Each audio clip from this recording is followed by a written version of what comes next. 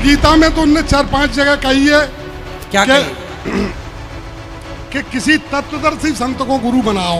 अरे भगवान उसके स्वरूप का ध्यान धरिए। तत्वदर्शी कौन होता है ये बताइए, कौन है तत्वदर्शी? फिर आप बताओ। जो ज्ञानी हो।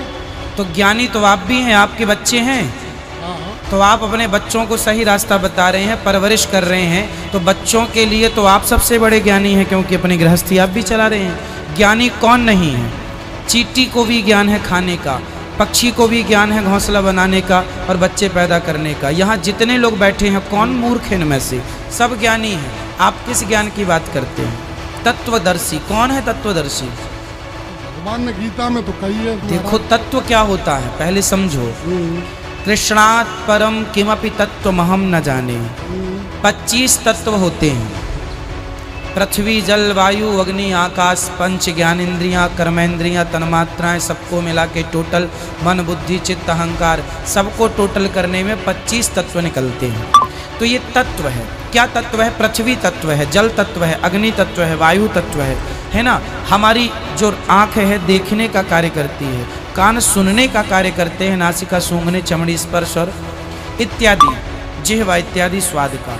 ऐसे ही सब अपने अपने विषय हैं और अपने अपने तत्व। आत्मा भी एक तत्व है, इंद्रियां भी एक तत्व है, आँख भी एक तत्व है। तत्व की दृष्टि से देखेंगे तो ये तत्व ही हैं जो 25 तत्व माने गए। लेकिन 25 तत्वों के ऊपर एक तत्व और बैठा है और वो है भगवान कृष्ण। कृष्णात् परम किमपि तत्वमहम न जाने। कृष्ण से बड़ा कोई तत्व है ये मैं नहीं जानता, ऐसा महापुरुष कहते हैं। तो कृष्ण का चिंतन करना, जो आदमी भगवान श्री कृष्ण के चिंतन में, भगवान राम के चिंतन में लगा है, जो भगवान के लिए रो रहा है, समझ लेना कि वही तत्वदर्शी संत है।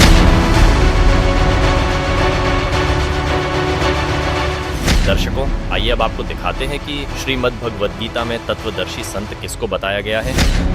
गीता ज्ञान दाता कहता है, अब उसकी पहचान भी बताता है कि वो तत्वदर्शी संत होगा कैसा। श्रीमद् भगवद गीता अध्याय नंबर 15 के श्लोक नंबर 1 में तत्वदर्शी संत की पहचान बताई है। क्या बताया है कि ये एक संसार रूपी उल्टा लटका हुआ वृक्ष समझो, पूरा विश्व सब ब्रह्मांडों समेत, और जिसकी ऊपर को जड़ है, नीचे को तीनों गुण रूपी शाखा है। श्रीमद् भगवद गीता अध्याय नंबर 15 के श्लोक नंबर 1 से लेकर 4 में ये स्पष्ट किया है। इस उल्टे लटके हुए संसार रूपी वृक्ष की जानकारी दी है। अब आपको ये उल्टा लटका हुआ संसार रूपी वृक्ष दिखाते हैं, फिर आसानी से जो दास सब सदग्रंथों से रूबरू करने जा रहा है आपको आसानी से समझ जाएंगे। देखिएगा, ये समझो एक संसार रूपी वृक्ष है पूरा।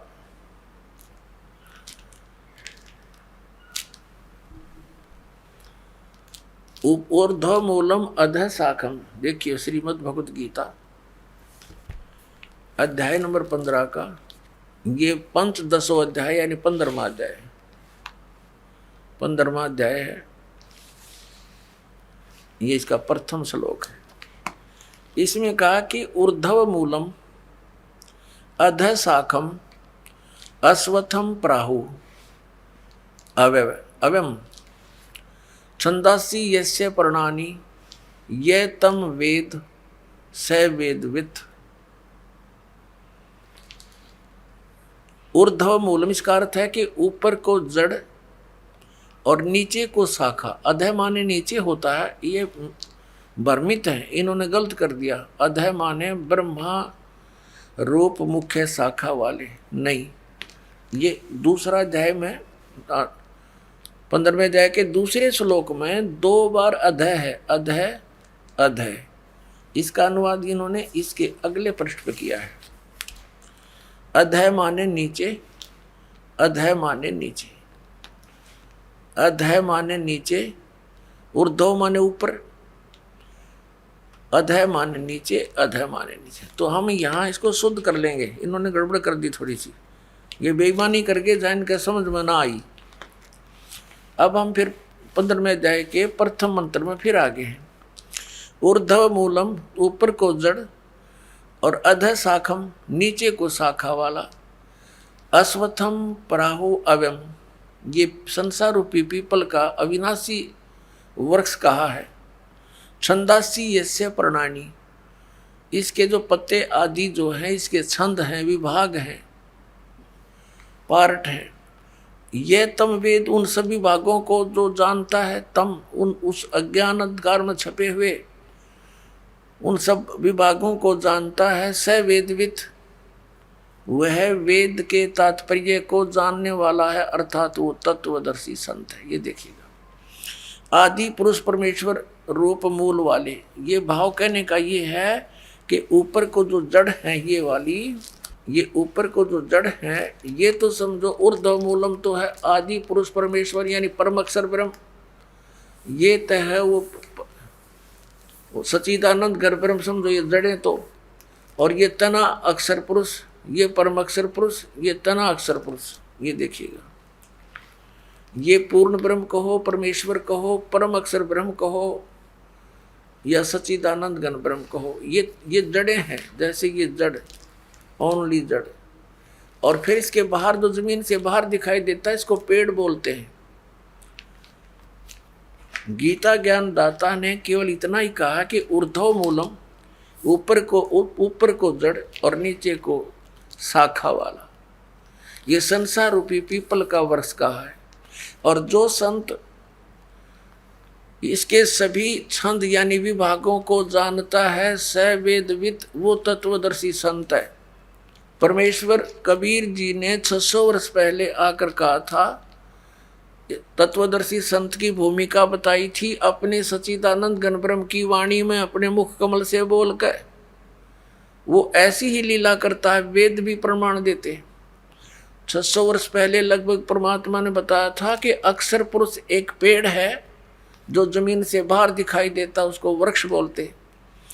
अक्षर पुरुष एक वृक्ष है और सरपुरुष वा की डार जिसको निरंजन भी कहा, ज्योति निरंजन। और तीनों देवा रजगुण ब्रह्मा सतगुण विष्णु तम गुण शिव जी, तीनों देवा शाखा हैं और पात रूप संसार। अब गीता ज्ञानदाता कहता है कि जो इस संसार रूपी वृक्ष के जो ऊपर को जड़ नीचे को शाखा वाला उल्टा लटका संसार रूपी वृक्ष है, जो इसके सभी छंद यानी सभी विभागों को बता देगा, वो तत्वदर्शी संत है, वो वेद के तात्पर्य को जानने वाला है।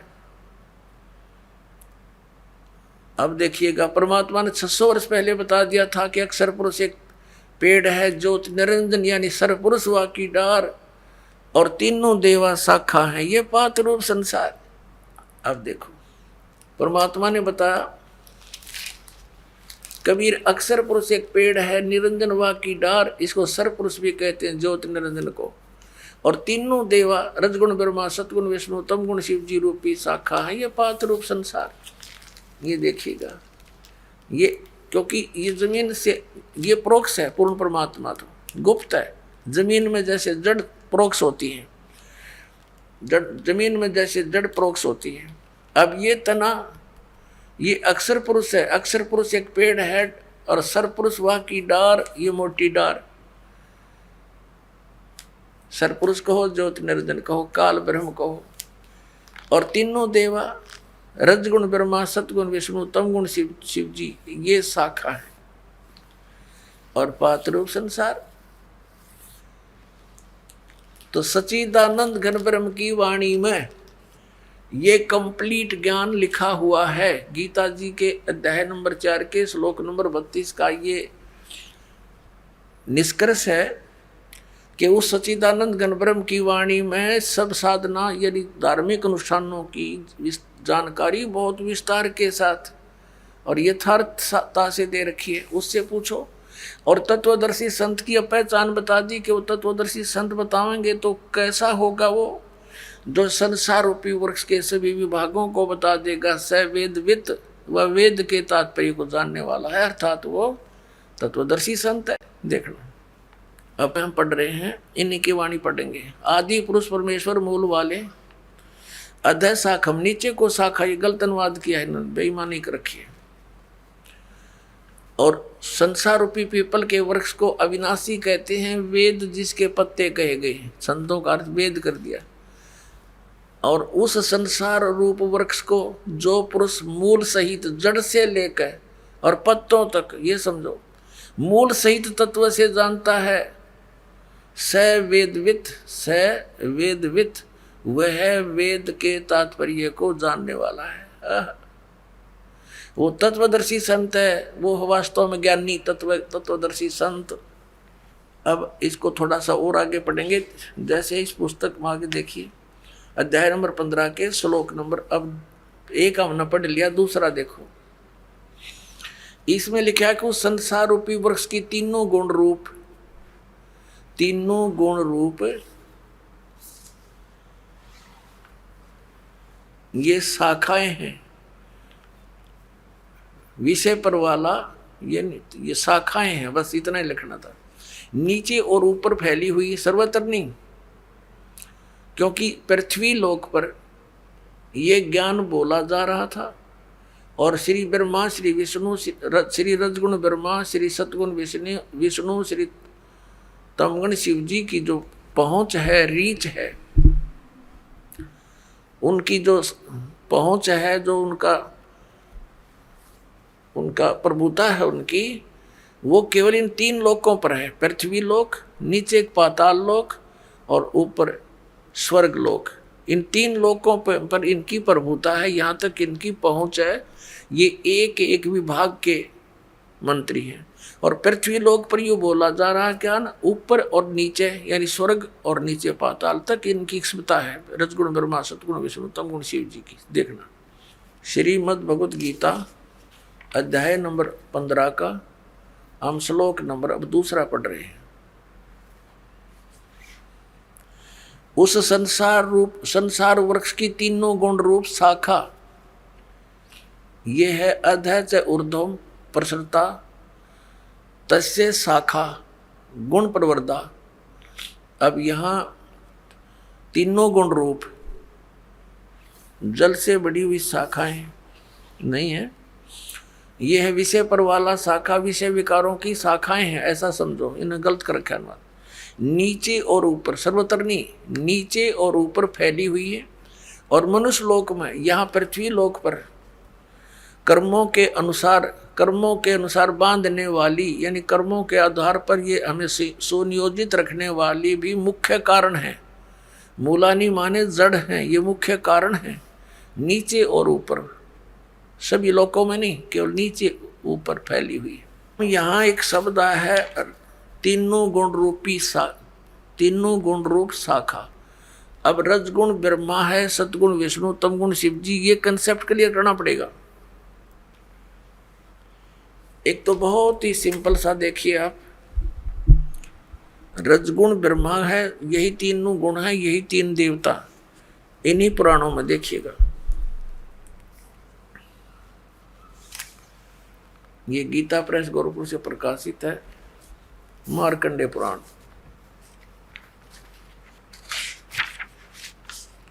ये वही मार्कंडे पुराण है, सचित्र मोटा टाइप। अब ये कहाँ से छपी है, यहां से देखना। प्रकाशक एवं मुद्रक हैं गीता प्रेस गोरखपुर, गोविंद भवन कार्यालय, कोलकाता का संस्थान। ये इनके फैक्स और फोन नंबर है। इसके 123 नंबर पर आपको दिखाते हैं। संक्षिप्त मार्कंडे पुराण 122 पृष्ठ से शुरू करेंगे।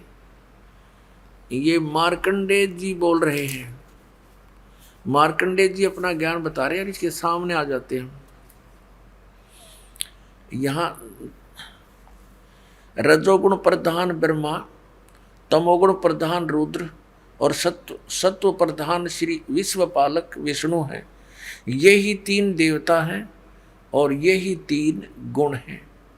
यही तीन देवता हैं, रजगुण ब्रह्मा, सतगुण विष्णु, तमगुण शिव जी। और यही तीन देवता कहो चाहे इनको तीन गुण कहो। वह कंसेप्ट क्लियर। वैसे तो बुद्धिमान को कहते हैं संकेत बहुत होता है, लेकिन फिर भी ये बहुत गहरी जड़ें हैं इस अज्ञान की हमारे अंदर, और प्रमाण देते हैं।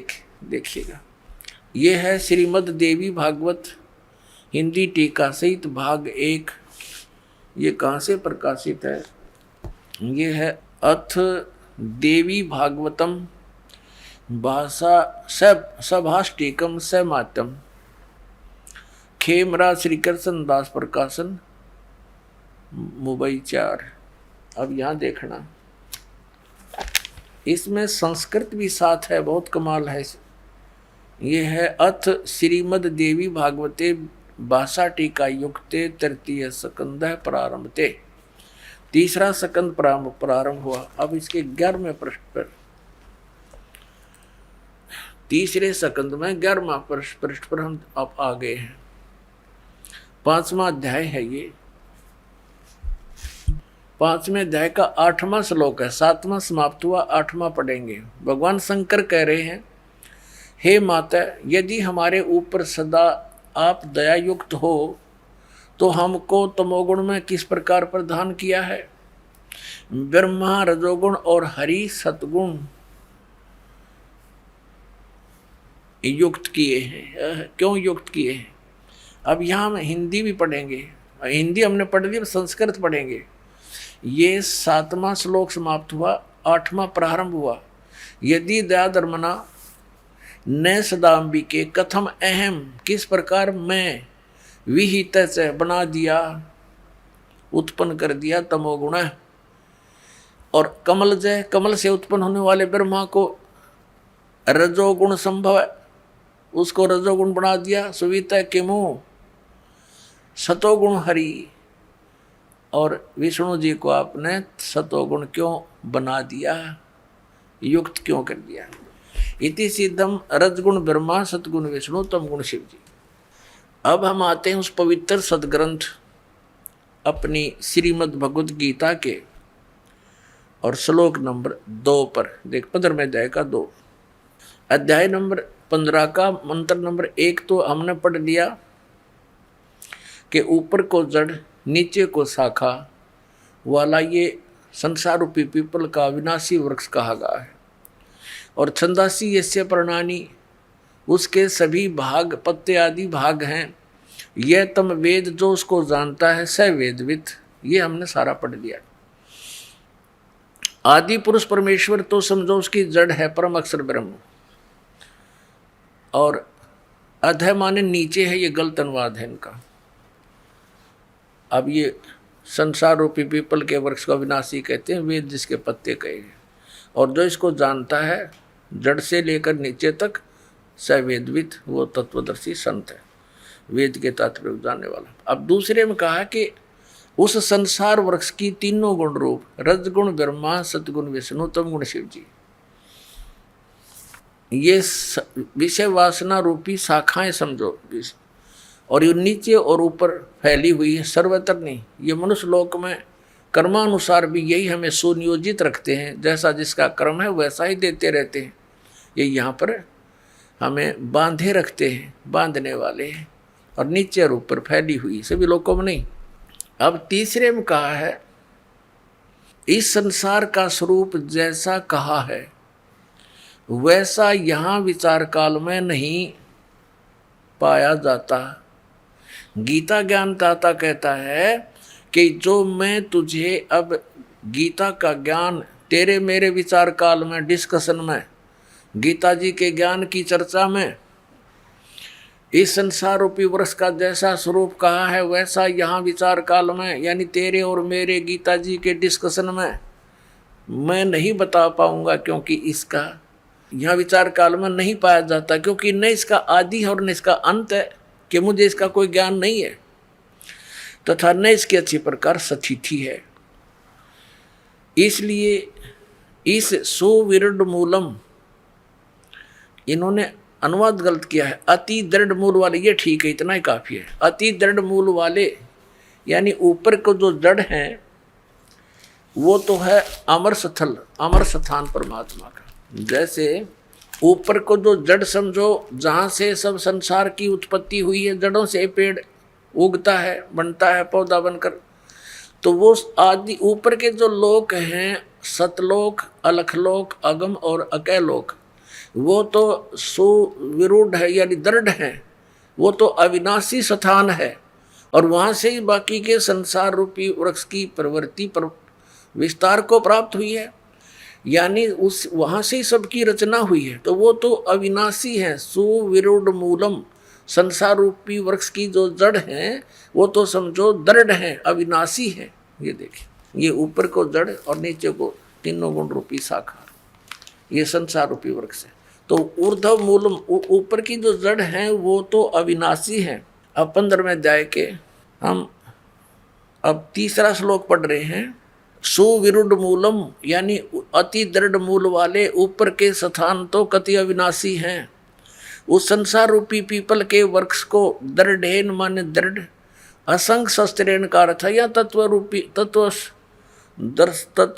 ज्ञान रूपी शस्त्र के द्वारा काट कर, इन्होंने वैराग रूप शस्त्र बना दिया इसका, उस क्योंकि तत्व ज्ञान की बात चल रही है, तत्व ज्ञान रूपी शस्त्र द्वारा काट कर, अर्थात उसको अच्छी तरह उस तत्वदर्शी संत से तत्व ज्ञान प्राप्त करके और इसको अच्छी तरह समझकर उसके पश्चात परमेश्वर के उस परम पद की खोज करनी चाहिए। देखना 15वें अध्याय के 4थे श्लोक में, तीसरा हमने पढ़ लिया, अब 4थे पर आ गए। यहाँ इसका अनुवाद है 4थे का। उसके पश्चात यानी तत्वदर्शी संत से प्राप्त ज्ञान के आधार से, उस तत्व ज्ञान के आधार से उसके पश्चात उस परम पद परमेश्वर को भली भांति खोजना चाहिए, जिसमें गए हुए साधक यानी फिर लौटकर संसार में नहीं आते, और जिस परमेश्वर से इस पुरातन यानी पुराने संसार रूपी वृक्ष की प्रवृत्ति विस्तार को प्राप्त हुई है, यानी जिस परमात्मा ने सब ब्रह्मांडों की रचना की है, उसी आदि पुरुष नारायण के परम अक्षर ब्रह्म के सच्चिदानंद घन ब्रह्म की मैं शरण हूँ, इस प्रकार दृढ़ निश्चय करके परमेश्वर का मनन और निधि ध्यान करना चाहिए। परपदे माने उसकी पूजा करनी चाहिए। अब श्रीमद् भगवत गीता जी अध्याय नंबर 15 के श्लोक नंबर 1 से 4 में ये स्पष्ट हो गया। एक तो तत्वदर्शी संत कौन होगा जो ये विभाग बता देगा संसार रूपी वृक्ष की कौन कौन से पार्ट हैं, और फिर बताया उसके पश्चात परमेश्वर के उस परम पद की खोज करनी चाहिए, जहाँ जाने के बाद साधक फिर लौटकर कभी संसार में नहीं आते। उनका जन्म और मृत्यु का दीर्घ रोग नाश हो जाता है, क्योंकि श्रीमद् भगवत गीता एक आदरणीय ग्रंथ है और इसमें गीता ज्ञानदाता ब्रह्म है, और ब्रह्म कह रहा है कि ना इसमें जय राम जय जय राम का कोई नाम जाप करने का आदेश है, इसमें केवल एक ओम मंत्र है। कहते मेरा सिमरन है ओम मंत्र का। फिर ये जोर देकर कहता है कि मेरे सिमरन से ओम के नाम के जाप से ब्रह्मलोक प्राप्ति होगी, मुझे प्राप्त होगा, और मुझे काल को प्राप्त होकर प्राणी फिर जन्म मृत्यु में, क्योंकि इसकी भी जन्म मृत्यु। इसलिए 7वें अध्याय के 18वें श्लोक में अपने गति को भी अनुत्तम यानी घटिया कहा है। इसलिए इसने कहा कि तू 18वें अध्याय के 62वें श्लोक में 15वें अध्याय के 4थे श्लोक में कि तत्वदर्शी संत की प्राप्ति के पश्चात परमेश्वर के उस परम पद की खोज करनी चाहिए, जहां जाने के बाद साधक फिर लौट कर वापस नहीं आते। 18वें अध्याय के 62वें श्लोक में कहा कि सर्वभाव से अर्जुन तो उस परमेश्वर की शरण में जा, उस परमेश्वर की कृपा से ही तो परम शांति को और सनातन परम धाम को प्राप्त होगा, अर्थात फिर तेरी मृत्यु कभी नहीं होगी, सदा के लिए सुखी हो जाएगा। तो उसके लिए बताया है कि मैं नहीं जानता उस परम अक्षर ब्रह्म की साधना के बारे में। 4थे अध्याय के 32 और 34 श्लोक का निष्कर्ष है कि जो ज्ञान सच्चिदानंद घन ब्रह्म ने अपने मुख कमल से आकर बोला है यहां पर, और उसके द्वारा बोली गई वो अमृत वाणी में जो ज्ञान है, कबीर वाणी में, वो तत्व ज्ञान है। और चौथे अध्याय के 34वें श्लोक में कहा कि उस तत्व ज्ञान को तो तत्वदर्शी संतों के पास जाके समझ, उनको प्रणाम कर, वो तत्वदर्शी संत तुझे फिर उस तत्व ज्ञान को बताओगे। अब 17वें अध्याय के 23वें श्लोक में कहा कि सच्चिदानंद घन ब्रह्म के पाने का इस 3 मंत्र का जाप है ओम, तत् और सत। ओम तो सीधा है, तत् और सत गीता ज्ञान दाता को पता नहीं,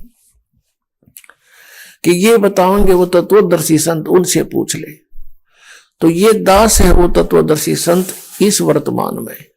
आपको कब ये बात विश्वास होगा इस दास की, वो आपके भाग्य पर निर्भर करता है, परमात्मा की रजा पर निर्भर करता है।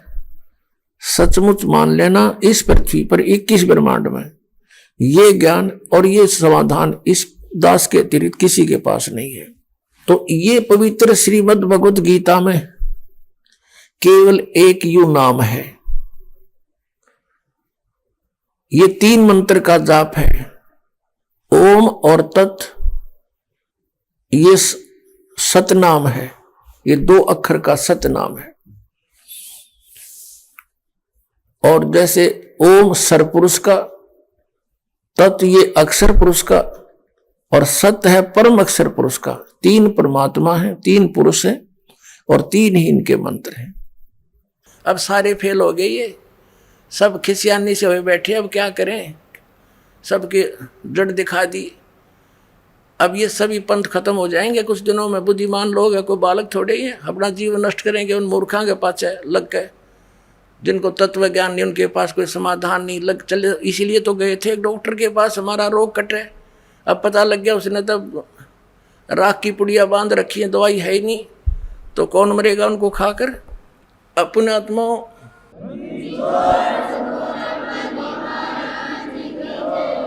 जैसे धर्मदास साहिब जी की वाणी में तो स्पष्ट मिल रहा है कि धर्मदास मेरी लाख दुआई, और ये सार नाम और ये सतनाम की तबार न जाई।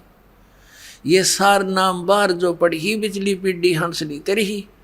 आप बिचली पीढ़ी के हंसो पुण्यात्माओं। अब परमात्मा ने कह रखा कि पूरे विश्व में इस सतनाम के आधार से सार नाम प्राप्त करके पूरे प्राणी, सभी प्राणी जो इस नाम को ग्रहण करेंगे इस दास से, सारे सतलोक चले जाएंगे। ये ऐसे मोक्ष होगा। बोलो सतगुरुदेव।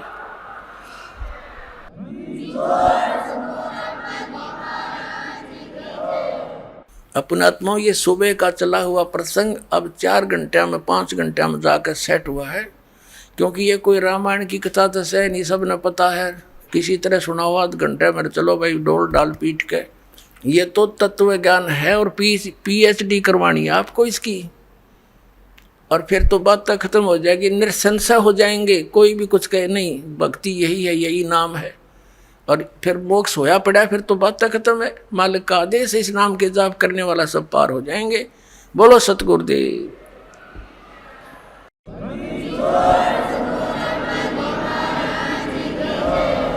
दर्शकों, दोनों संतों के विचार जानने के बाद ये सिद्ध हुआ कि संत रामपाल जी महाराज ने पवित्र शास्त्र गीता जी से प्रमाणित करके बताया कि तत्वदर्शी संत कौन है और उसकी क्या पहचान है, तथा ये स्वसिद्ध हुआ कि वर्तमान में तत्वदर्शी संत सिर्फ संत रामपाल जी महाराज ही है।